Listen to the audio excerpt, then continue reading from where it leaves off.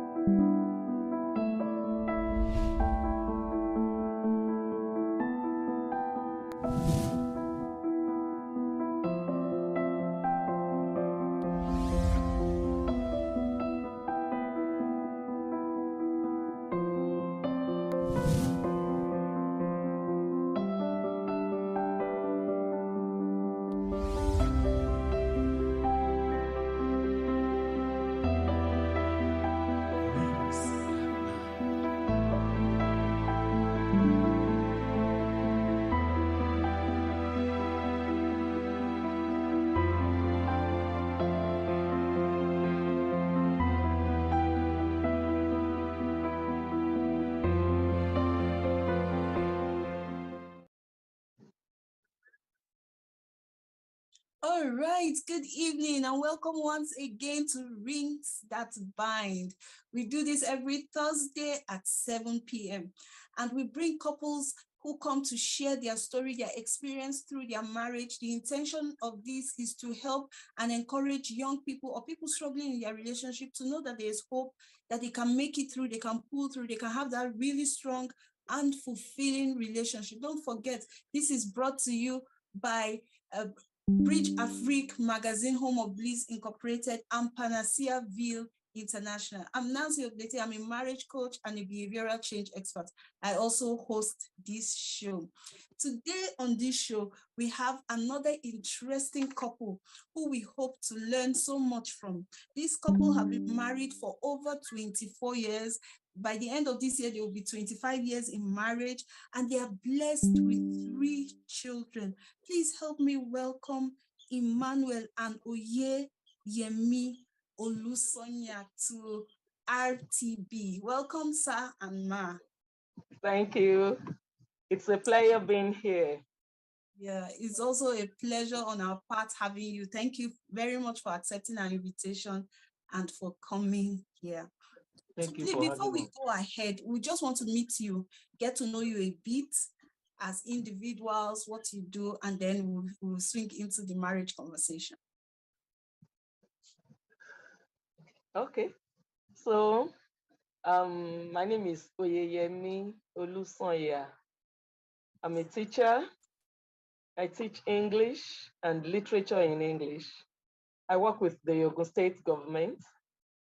And I'm also into counseling of would-be couples. That's basically what we do in church. We are part of the team that trains, that counsels young intending couples and couples who are still very young in marriage. We help them to settle down properly and enjoy marriage. Apart from that, I do little things as hobbies. I enjoy cooking a lot. I bake occasionally, but and I love reading. I'm actually called a bookworm. I read a lot. Nice to meet tend to you, read a lot. Thank you. I'm sure by the time we are ending, I'll get some book recommendations for you so that I can also read. I love reading myself, so it would be a pleasure to get some of your top recommendations and read them myself. Yes, sir. Can we meet you? Yes, my name is Emmanuel Olusanya. I'm an accountant by profession and also a tax administrator. I'm a fellow of the Institute of Chartered Accountants of Nigeria and also fellow of the Chartered Institute of Taxation. As my wife had rightly said, we are members of the team that give guidance and advices to would-be couples. And we've been doing this for the past 8 years. Wow. Interesting. It's nice meeting you, sir. By the time we go into the conversation, I want to also get to ask you about your experience with talking to couples and all. But let me keep that question for later. I want to ask you our very first question, and that is, how did you meet? How did this journey begin? Like, take us back down memory lane. Yes. I'll leave that question for him to answer. Let him answer All that right. The journey actually began 30 years ago at Obafemi Awolowo University. I was the president of my my town association. We call it Remo Student Association. So normally we welcome freshers, you know, during the first semester. So, but this time around, because of a kind of fluctuation in the academics calendar. So we couldn't do it during the first semester. So the welcome party for the freshers was carried out during the second semester. So we call it rain semester. So my wife actually had been in the school over a year. Hello? Yes, I'm with you, sir. Okay, my wife actually, she has been on campus for more than a year. So she was not actually a fresh student that particular year. But that day was the first day that she attended our program. Somebody invited her. So meanwhile, I sat in the front of the members of my association. So I was trying to address them. So I now spotted one beautiful lady sitting, wearing blue clothes, sitting in the midst of the crowd. I said, who is this person? I'm seeing this person for the first time. So, there and then I started, pursuing her. So as soon as we finished that meeting that day, so when I want to take a photograph, so I kept on, asking her to come and stay behind me. So I was hovering around her like a bee. So this, so that few days, maybe about 3 or 4 days after, we went on ASU break. So we couldn't return back to school until maybe 5 or 6 months after. So as soon as we returned, I asked my secretary that I want to see the list of those people that actually came for the welcome party. So I asked for the pictures that we took that day, but he said the picture was not ready. So I called for the attendance sheet. I went through the attendance sheet. So I was using the elimination method. So okay, this one, I know this one. No, it cannot be this one. I know it cannot be this one. It cannot be this one. So I restrict the whole thing to about 3 or 4 names. And now, so meanwhile, I don't know the actual person, so I don't want to be I don't want to fumble. But as God will have it, I was going, to the class one day, and I met her. This is the lady I was talking about. So we greeted, so I went, but I look at her very well. Now I can, this is a daylight, so I can see her. So whenever I see her, then I know the person that I'm talking about. So meanwhile, we have among my executive member, I have lieutenants. So one of them is Michael. He's not a big man now. So I told her, I said, look, come on. So then we are having another meeting. So now come and see this lady that is going. She came, she attended our meeting the other time. And she said, no, she's my classmate. I said, she's my classmate. I'm interested in her. Say, hey, okay, my proceed. Don't worry. I'll help you talk to her. So, I didn't know that he had actually, spoken with her. So, but later when I met her, I traced out to where she normally reads. So I was just, I was moving up and down.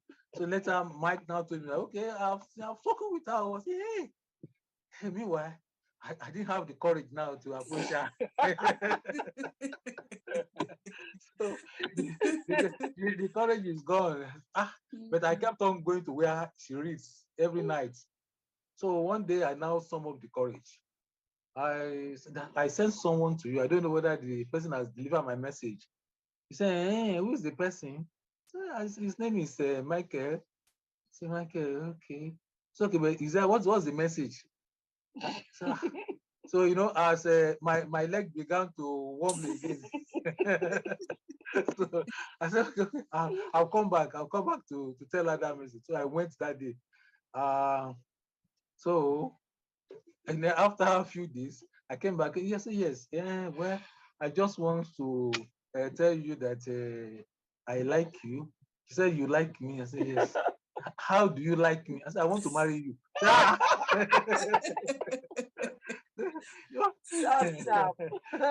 So she looked at me and said, you want to marry? I said, yes, I want to marry you. Because, you know, that has always been my dream. As soon as I said, look, before I leave this campus, I must get a wife. Even when we are planning for our final examination, my colleagues they are preparing, they are reading towards a ICANN examination. But my own intention is that I want to marry, I want to settle down. Even though I don't have money, I don't have chichi on me. But I just, you know, because I lost my parents when I was still growing up. So it's like I need a companion.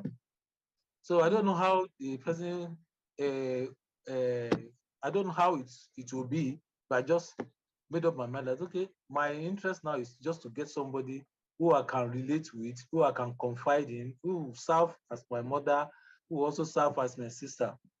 And so, but when I see one, I know. So when I saw her that day, I know she's the one. Wow. Yes. Wow. Okay, so that's the story. That was how we met. Although I was not thinking about anything like that. I was not. I only attended that meeting that day for the first time, and it was also my last time. I never attended that Paraquat meeting after that day again. Wow. Because I never. That was the only time I went there. That was the first time we met, and that was the last time I went there. I never went back there again. So maybe it was God that just sent you there so that you could meet. That's Yes, just it. It was God's sister. divine arrangement that, okay, so there's someone for you that you need to meet at this time. And you know what I told him there? I said, yeah, I'm not interested in relationship now. I want to graduate with a first class. So I don't want any form of distraction. So my mind was not even there. Even when he kept on coming, hovering on and on, I didn't really give it a thought until when he was going for his youth service. That was now that was when it now dawned on me that this guy is actually going out of the school. So I now decided to give it a thought. You understand? So I got to know him, and I discovered that he's one of the best people on earth, one of the best people that God created. He's a very, very fantastic human being. People say I overpraise him, but that's just the simple truth. It's just the truth. Probably because we've become friends over the years. I'm able to appreciate him a lot. He takes me for who I am. There are no unnecessary expectations. No unnecessary expectations. Probably because we've grown over the years. We tell one another everything. There's no secret. If you want to tell my husband anything and you're saying, you don't want the wife to know, you're in trouble. Because right in your presence, right there in your presence, he will tell me. So I got to know that he is a very fantastic person and very, very caring, extremely caring. Sometimes I ask myself, what good have I done to merit him? That's the truth. I ask God that question so many times, that what fantastic thing have I done? Or is it my parents who have been good at one point or the other that made God to just favor me? So it was not love at first sight for me. as I know him, I grew to love him the more every day. But for him, it was love at first sight. But for me, I grew in it. By the day, it multiplies. Thank you. Fantastic. You know, many times, like growing up, we always had love at first sight doesn't exist. But just doing this, I think I can.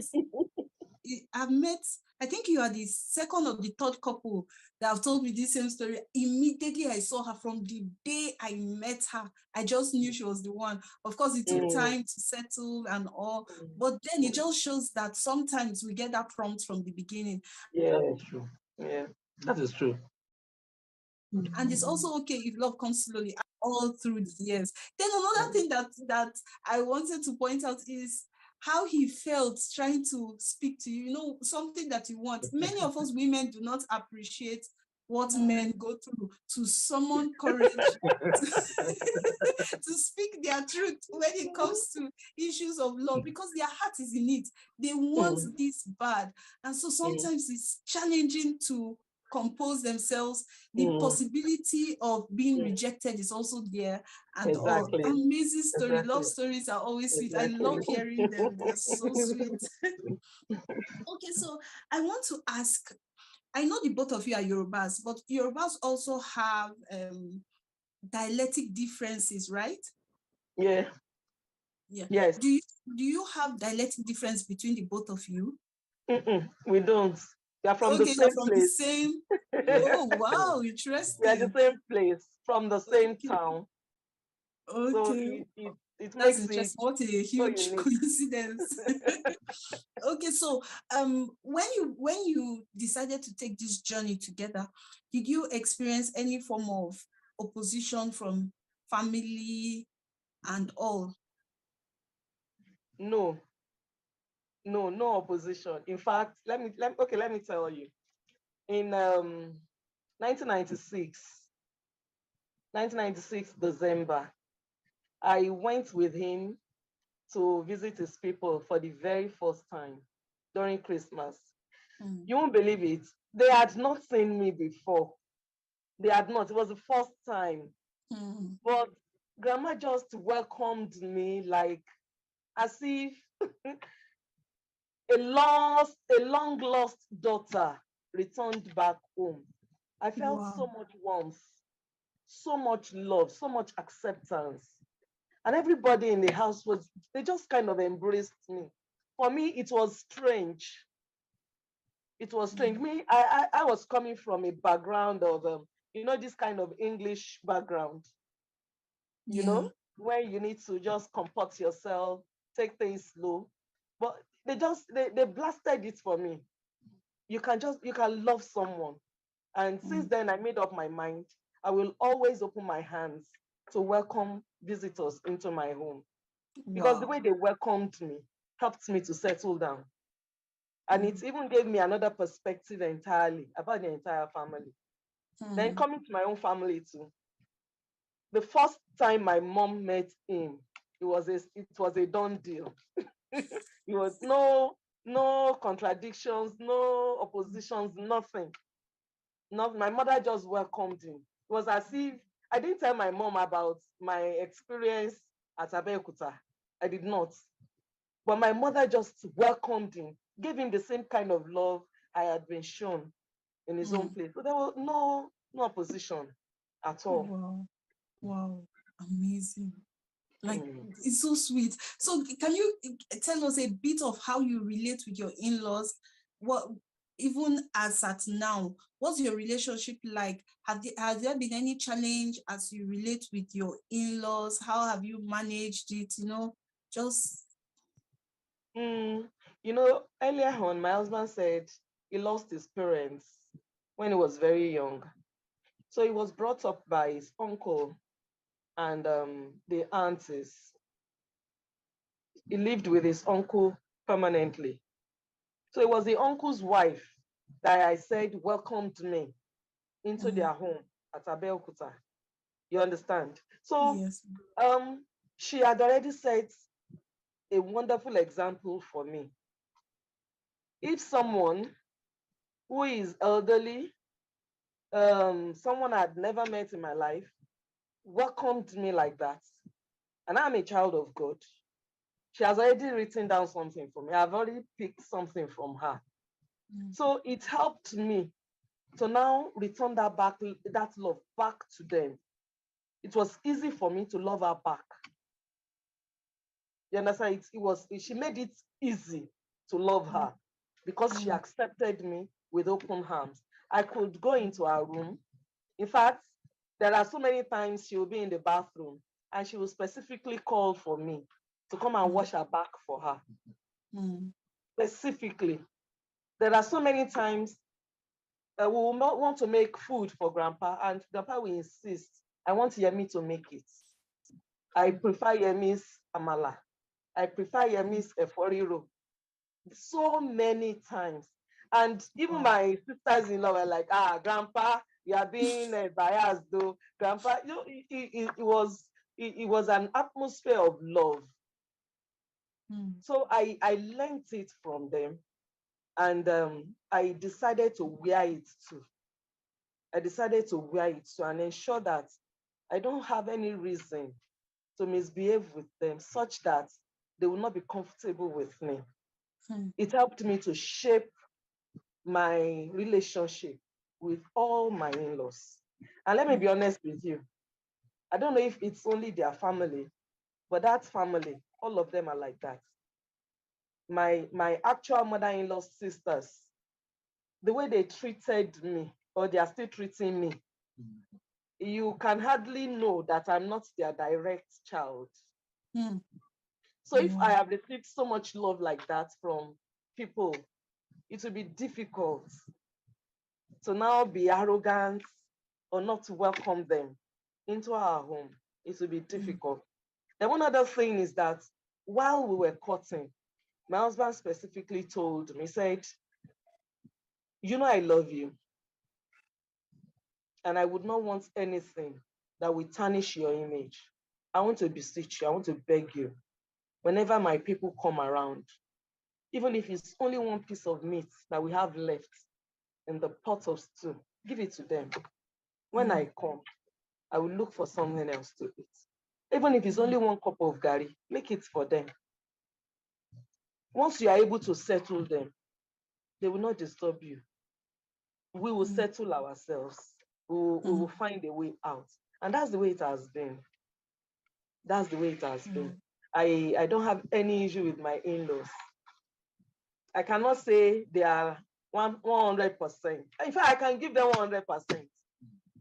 I can give them over 100%. I always say it. You know, I told you earlier on that myself, my husband and I were into counseling.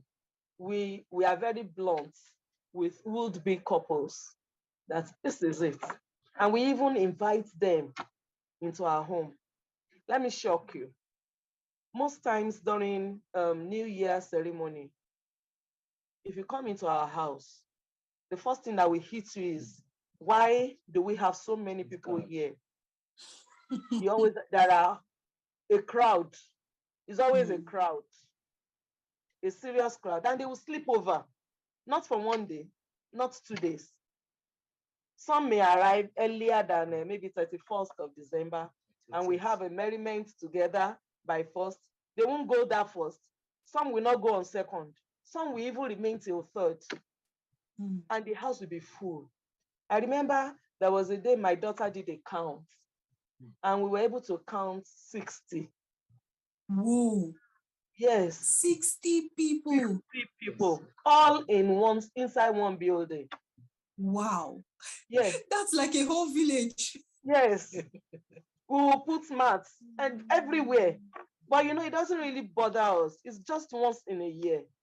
And after that, at worst 1 week, everybody will go back to their different places, and we might not even see one another again until another new year. And it's a fantastic way of bonding, even for the grandchildren. So I want to believe God that we have fantastic relationship with our in-laws, even my husband with my own people too. And those 60 people, they are not just his own people. Oh. My own people too are also there. Mixed, My like mom, mixed my family. siblings, their children, everybody. Wow. So God has helped us to be able to enjoy in-law relationship. God has really, really been gracious to us on that area. That's so fantastic. So I want to ask, how has this kind of cordiality helped you in shaping your own children? Because, you know, like your wife was saying, that since this opened her heart, the way she was received, she decided to open her own home to extend that kind of reception to other people. So how did it help you as you were raising your children to shape them? Thank you very much. You see, they are no longer babies. They are adults, and they see the way we are receiving other people. I've let them realize that in life, you never know where you are going to find yourself. So your level of tolerance and acceptability is very, very important. Yeah. So the way we welcome people, so we've imbibed that culture in them. You understand? So in fact, they will be the one to be going up and down to make sure that they settle other people. They want to see that they want to see that they are comfortable. So they will go to the rooms that we allocate to them. So okay, have you eaten? So what do you want? Okay, come on, let's go to the sitting room. Let's go and watch telly. Let's go. So if as we are talking to you now, we have about 6 people around us, apart from our own immediate family. So that has been that's the way they were brought, or they are being brought up. And there's another thing that I told my wife that I don't want my wife to use other people's children. That is, as she's training the other people's children, she should also train my own children. My sons, they can grind pepper on the grinding stone. They can cook. They can do all sorts of things. That's the way we brought them up. And in fact, they became an envious to some people around. So people are now trying to emulate what we, the kind of culture that we imbibe in them. So it has helped us a lot.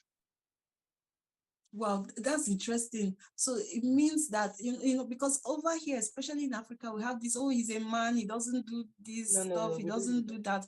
So, in fact, that means your children will be hot cake when it comes to marriage, because as men, their wives will be sure that, even if not always because of work and all that, but they will also be homely, and they'll be able to attend to some of the needs in the home. That's like very fantastic. So I want to ask, among your children, like raising them, often we are told that children are different, and the principle may be the same, how you raise your children, but then the methodology may change because of the uniqueness of the child and all. Do you see this kind of difference within your children? Well, like I said, they have individual differences, but what we consider paramount is that we should give equal opportunity to each and every one of them. So because of this,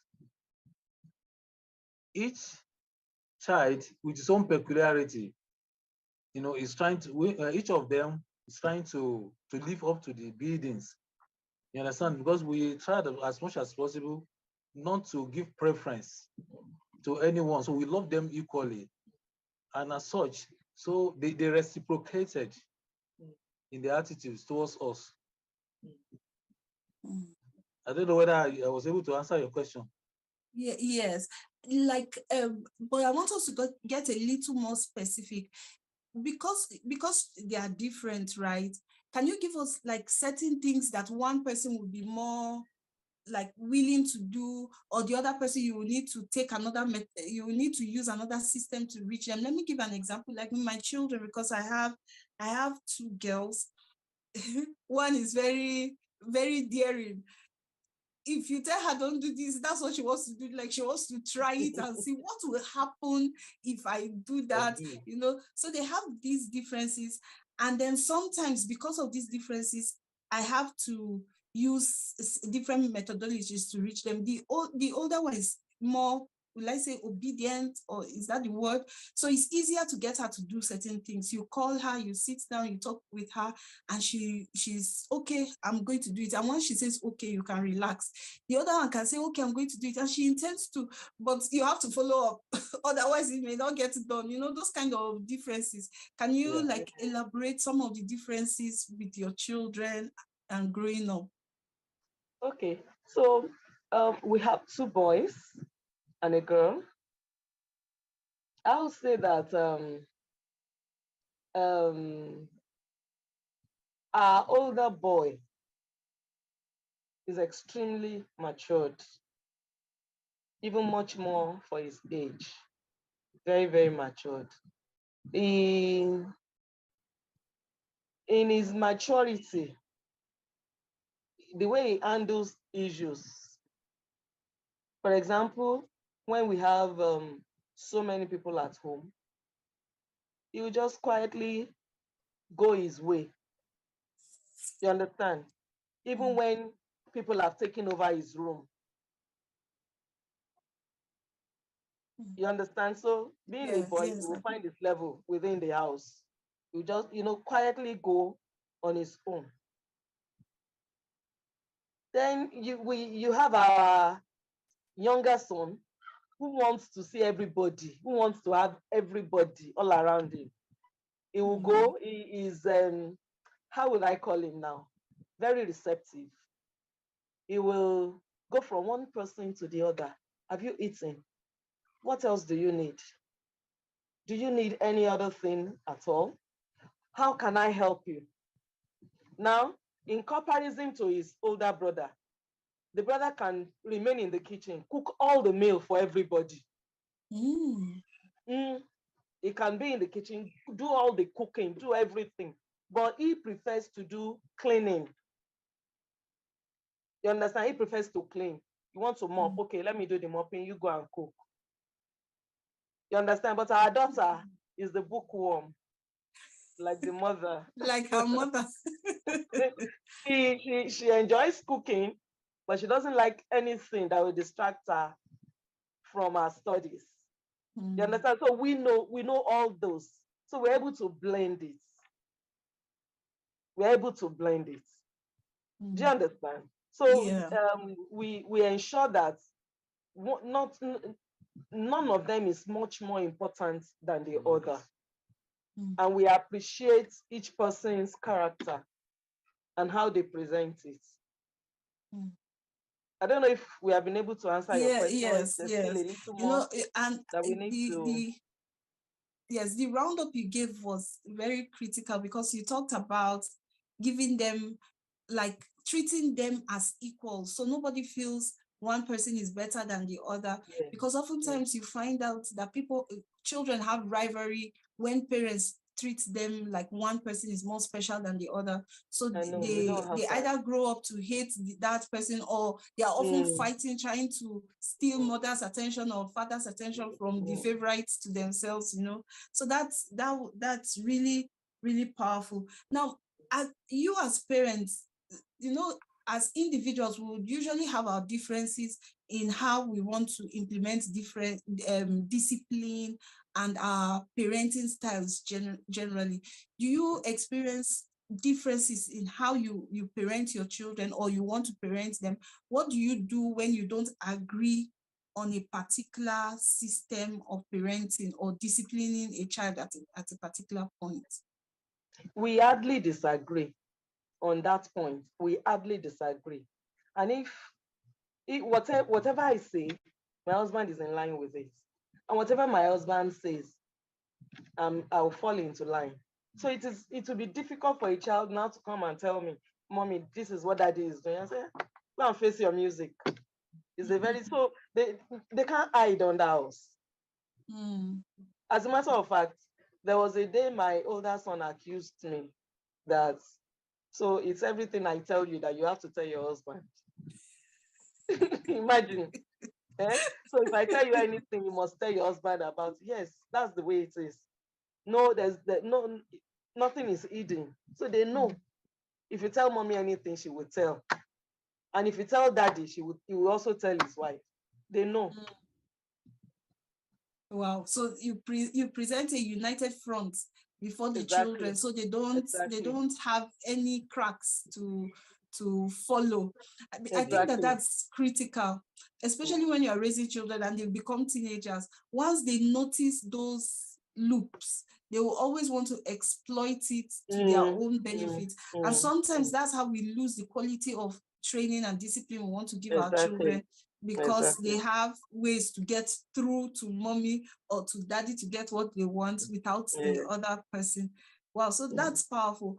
But so in front of them, you don't disagree, but do you have sometimes where you have to like look at this discipline again, just the both of you? Does that happen sometimes? And then how do you go about it? Yes, it does happen. I can remember that there was a day I disciplined our older son. And my husband really felt sorry for him. He really felt sorry. But he didn't say anything to me right there. He later called me and said, please now, it's okay. I plead on his behalf. Please, let him be. And he now called the boy to me again that, you know, what you have done is wrong. You need to apologize to your mom. And he apologized and we ended it there. And you know, the kind of home we try to run is an open one. We talk a lot, all five of us. When you see us together, you think we are siblings. We gist, we interact a lot. They tell us things. There's hardly anything we don't know about them. Hardly anything. And they know a lot about us. A lot about us. My husband and the children, they sit down to watch football together. Even though I don't really fancy football, but I sit down with them too, and we scream together. So it's like that. If there's a film they are watching, we will deliberately impose ourselves on them so that we will know what they are watching. We get along with their friends. Their friends are our friends. When they bring them home, we deliberately want to be part of their life, and we want to know where they are from too. We want to know who their parents are. We want to be friends with them so that we consciously guide them so that our children don't fall into wrong hands, including our daughter too. We are involved, very, very involved in our life. All our friends, their parents are our friends as well. That's the way. Even now that they're in the university, we get to know who is their roommates. We try to get to know who the parents are. And deliberately we call, we send phone calls, we send messages to create an, intimate friendship so that the children themselves can be happy and we too can be rest at ease. Wow, interesting. It's like it seemed you had something to add. Okay, so well, my wife is the discipline type or the disciplinarian. I am the teacher in the house. Okay, so it means you are answering my next question. Like she's stricter than you when it comes to handling the children.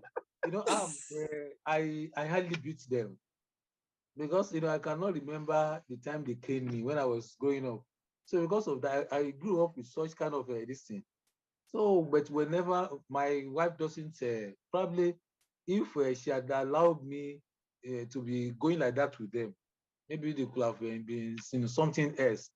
But she said, no, we need to take care of these children. We need to, discipline them. And like she rightly said, so whatever decision she takes on that, I don't disagree with her. Even if I don't like that, that attitude at that moment, I'll keep quiet until we get inside our bedroom. I said, oh, you should have, no, you should have taken it easy with this boy. It's no longer. So, but that's the kind of the relationship that we try to, to showcase. So I don't disagree with my wife in the presence of our children. So no matter what, I can live there, I can leave the scene, go somewhere. And once I leave the scene, my wife knows that I'm not happy with the situation at that moment. So so then she'll put herself in check. Well, interesting. So, how is it for you, Ma, when sometimes, because I don't know about it, but sometimes I feel like he should have contributed to this conversation also. Exactly. But because he's You're feeling right. uneasy, he has stood up and left. So, how do you feel sometimes when this happens? As mothers now, the first thing is my head will just went bam. And I'm like, well, I expected that you would have said something now. Why didn't you say anything? You say, yeah, the two of us cannot be saying at the same time. You say it, allow the boy to assimilate it. Then we will call them to ourselves again. So I always told the partner, hey, you're the one that is spoiling them now. You're the one that is pampering them. You want them to have everything, do everything their way. Say, just calm down, calm down. Everything is going to be fine. I will speak with the boy later, but not when you were on his neck, not now. We'll sort it out quietly. Most times we get results with that style. Well, interesting. So you mentioned that you've been working with couples and doing premarital counseling with them and all. So from your experience with premarital counseling, what are some of the things you would recommend that intending couples learn, get to know before they get into the marriage space? All right. So over time, we've been privileged to counsel quite a number of couples. I can't even count how many now. But there has been something that reoccurs most times. Most couple do not believe that after marriage, they need to still open their homes to family members. They believe it's supposed to be me and my wife, me and my family. The kind of society where we find ourselves in Africa does not give room for such. And that's the first thing that creates trouble in any marriage. Once the either of the couple does not want to accept the other's family member. For example, if a newly married wife doesn't want to accept the siblings of the husband, it becomes something else. You can't suddenly separate siblings. Fine, he is your husband, but he is also their own brother. And you cannot detach him from them. They've been together all their lives. And you now want to claim him to yourself only. No, it doesn't happen now. It won't work. It will create rifts in that family. Or you don't want your mother-in-law to come and visit. You tell your wife, tell your parents not to come yet. Why? So we always encourage that they should have open mind and accept one another's family as their own. They should see that they are gaining a new family. That's the first thing that we observe that creates issues. As a matter of fact, we had this couple that the mother of the groom almost canceled the marriage. That's true. Wow. She almost canceled it. Yes. In fact, it was canceled. The marriage was canceled, but we started praying. We adopted a round table method. We sat down with them. We spoke with the two parents, especially the aggrieved mother. It was after then that the woman said, okay, they can go on. Do you understand? So you don't stay because you want to marry somebody's son you want to detach that son from the mother. No one will allow it now. I can't imagine. I have 2 boys, and a lady comes now, wants to take over my son completely. He's your husband. Wow. God bless the 2 of you, but he's also my son. So we should give room. We should give room. We should ask God for wisdom in that area for newly married people or intending couples. Yes. Then another one is finance. Of recent, one was telling me, my money is my money. My husband should take care of everything. My money is my money. I said, where is it written that your money is your money? She is working, the husband is working. She doesn't want to use her own money to do anything. But the husband should be taking care of everything 100%. And I asked her, I said, so where did the Bible say you are the help meet, a suitable help for him? The reason why you are also earning something is to be able to, help him, shock some loopholes. And she said, no, that she doesn't see it from that angle, that our own money is our own money. So we must pay a lot of attention to finance in marriage. We must. And couples must be sure before they go into marriage. Don't say you see her, she has, put all manner of things on the face. She's a figure 8. In the next 5 years, when she's no longer figure 8, will you still love her? They must be sure. Did you talk to God about it? What did you hear? What did God tell you? What assurance do you have from God that makes you know that when you go into this, there will be no problem? So those 3 things must be very, very emphasized. We are not Britons. We are not whites. So we should not assume that we can borrow their culture 100%. No, we are Africans. Be you who you may be it a Christian, be it a Muslim, we are first of all Africans. And family is very important in Africa. We must emphasize it. We must emphasize finance. We must emphasize seeking the face of God. Sorry, I'm kind of losing you there. I'm not getting I didn't get the last thing you said. I said finance must be looked into. Relationship with in-laws must be looked into. Then seeking the face of God before that marriage at all.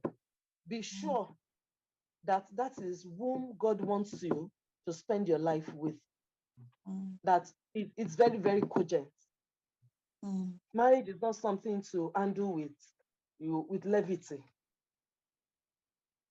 Quite true, ma. Very true. Interestingly, even though in the West they have more lenience or more space within their relationships, but relationship with in-laws fall among the 5 most common things they fight about as well.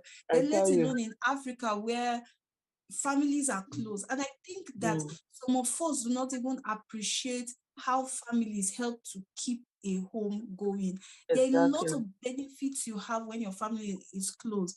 For example, you have young children and you have to work. There's somebody that you can rely on to help you with that. You have there are simple things that you don't pay for, but family does for you because they are close.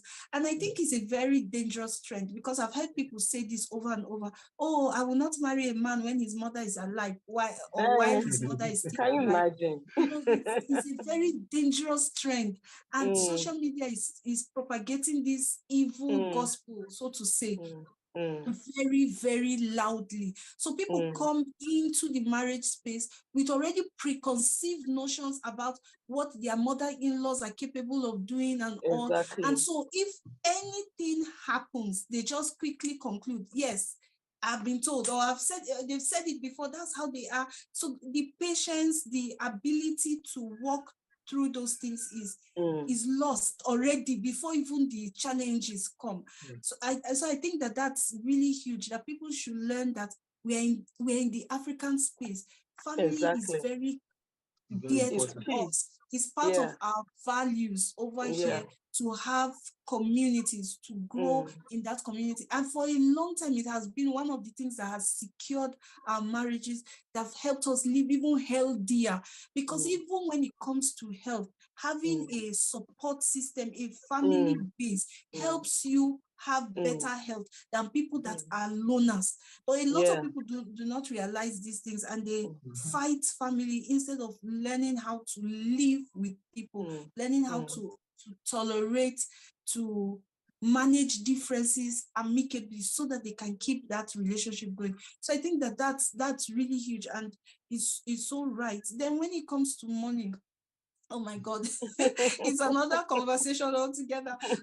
We had some talk about money last week with our couple, Dima and Dima Wobi and her husband Nedu Wobi, and they talked about finance, how putting money together just help you as a family to grow. It's easier. You manage your resources together. It's easier for you to plan when the both of you are opened with your resources and everything. You can grow faster than everybody trying to keep this for themselves, hiding the other one and everything. So one person is struggling and stressing, like in the story you told, and then the family is losing hugely because they would have been able to grow, be able to do better investments, be able to plan better if they were working together, as against leaving the responsibility with just one person. So I think that those are very huge. And of course, the scriptures tell us that a three-folded cord cannot be easily broken. So having God as the head, as the anchor, as the one that holds everything together is central. Faith is central to our lives as a whole, how we live, our success, and also I think those are very huge points. And I want to hear from you, sir. Are there any other things you would want to add to these three things? Well, it's in marriage. Marriage is not for the babies. You understand? What we normally tell the intending couple is to let them know that they should not leave communication out of their relationship. Communication is very, very key. When I was proposing to my wife, and she said, she wants a perfect person. She wants a godly person. I said, look, if you are looking for a pastor, I think I've not won. Because then I never knew that they can be adding the word pastor to my name now. So, so that I've not won. But what is important is that in this school, the pass mark is 40%. That once you are able to score 40%, because none of us is perfect. Once you're able to score 40%, you are okay. But in your own case, since you are a bookwormer, you can rate me at 50%. So if I fall below 50%, let me know. I'm also that whatever happens between us, that's whatever happens, we should not sleep over it. So that there's no way we won't be having, misunderstandings. But what makes us different from the unbeliever is that how fast we're able to resolve our differences. So since we got married, we don't sleep over our differences. We'll sit down inside our room, because you might not even want children to know that we have issues. We'll sit down, we'll resolve it. So, like I said, so marriage is not for babies, it's for mature mind. So anyone that is not mature to that level might find it a little bit difficult. Then as regards the family, family, they are very, very important. The way we give back to our children, we give back to our children through CS. You understand? And I don't have mom, I don't have dad as at the time I even entering a higher institution. Talk less of when I got married. But the fact is that because of what I've told my wife, that, okay, accept these people, and because of the way they accepted her too. Do you know that, 3-4 months, my aunties will be the one helping my wife, washing this for her, washing that for her. So they did not, throughout that period, they won't allow her to even feel any stress. You understand? It's because of the way we open our hands to receive them. So, when you are helping others, you are helping yourself too. So those are the things that one should know as a man, as a couple. Try to help people. When you're helping them, they help you. So throughout our this thing, we never had a housemaid, a houseboy. So it's our, our family members. Our foster mother, foster fathers that have been helping us, and the family members. So they are helping us, we are helping them. So then, as regards finance, so it is very, very good for us, for couple to be open. She knew what I'm earning, and I know our own distance too. So we put everything together. So it will be difficult for one to say, no, you have money, because already she know how much I'm earning every month, and then we plan towards it. Because despite the fact that this is what we are earning, we need to help these people, we need to help these people. And the Bible says, can two people work together except they agree? We've always been agree with one another, because there is no, because we feel that, we need to, as we are going up, we need to lift people's arms up too. And God has been helping us. So we don't know, maybe that's the reason why God has been, helping us. But we will continue to help people as long as God permits. So now those are the things that we normally tell, the intending couples or couples that there's no way you won't have any issues, but how quick you are able to resolve this issue. So that's it. Wow, fantastic. So you just mentioned another key one, communication, and how fast we resolve conflicts. Because I think that communication is huge. And I think that how we manage our conflicts is something I usually share as I teach. I say how we manage our conflicts will determine whether our love will continue to grow and blossom, or it will die. Because if we use conflict as a reason to keep fighting, and then our conflicts are very sharp, eventually we stop talking with each other, eventually we lose our friendship, and also with the friendship will go the feelings of love and connection that we had. But if we're able to settle that quickly and come back into the relationship, then we are able to build better trust with each other. We are certain that whatever it is, we will overcome. We know that we are here for the long haul. We are settled, we are at peace, and our relationship will continue to grow and be strengthened. That's so powerful. Of course, when you talk about that, you talk about communication, you talk about finance, you talk about these things. And I think that when people begin to learn these things, I also want to suggest, since you are in this space and all, that we also look at how to actually mentor people. I know you do it, right? Bring people into your home, but also encourage other people to do the same. So that it's not just about what they hear, but they come and they see these things in action. They learn from seeing. It's more powerful than just hearing people say it over and over, especially if your primary home, where you're coming from, you never saw these things. It will be hard to convert this knowledge into usable form. But if they can come, they see these things, they see how it really works in a home, then I believe that it will be something that a lot of people will begin to learn and begin to do. Because like I say, nobody comes into marriage hoping that their marriage will be terrible. Everybody comes in hoping for the best. The challenge is that many of us are not equipped to have the best. We don't know how, because we have not been taught and we've not learned how to do it.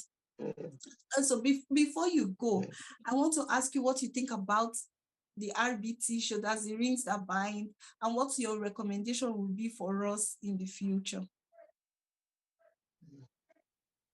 My husband and I have spoken about it before the commencement of this. Said it's a fantastic way of reaching out to people and helping younger ones to be established in marriage. And it also helps.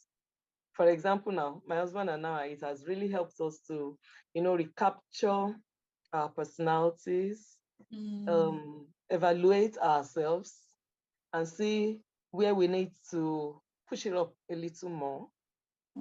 Then it gives us this sense of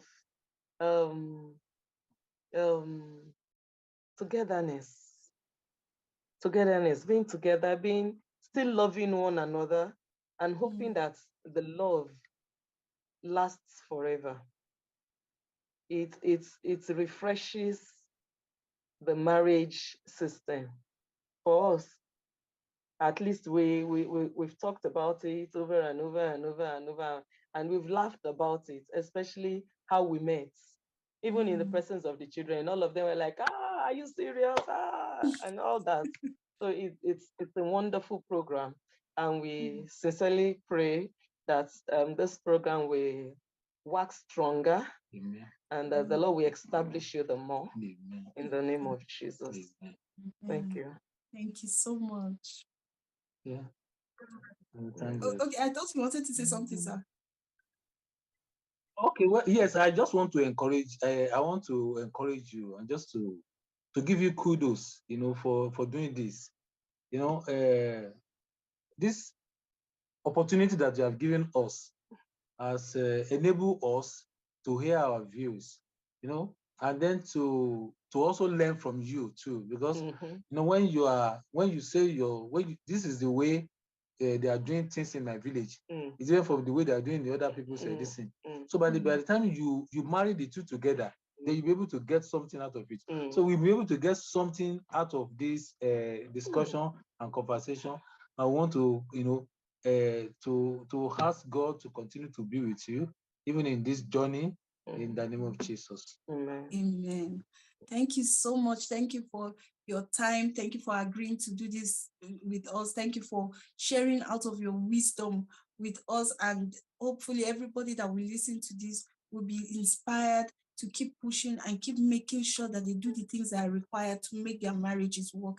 Especially opening up to in-law relationship, having a big heart, to receive people into our homes, and use that as a means to mentor, to train, to tutor others so that they also can produce what we have been producing. I've learned so much from you, and I'm so grateful that you came along to share this experience with us.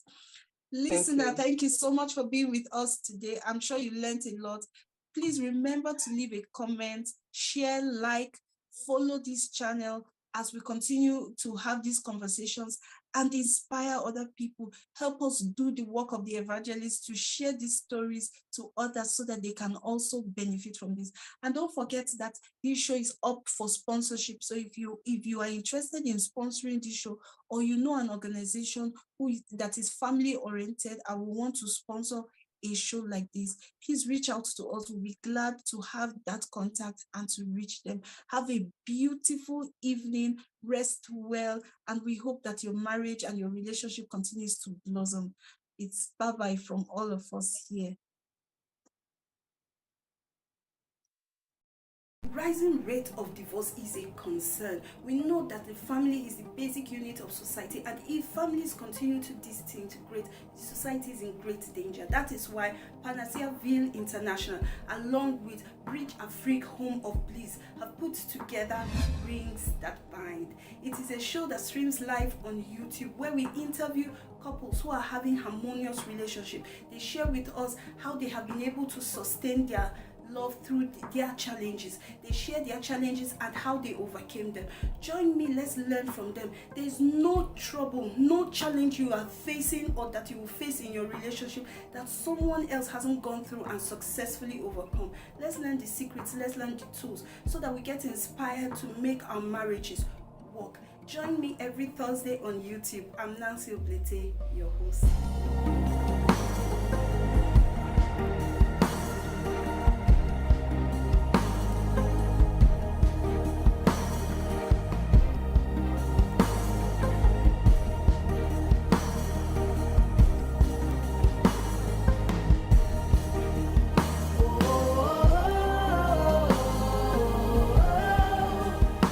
Continue to subscribe and like all our videos and hit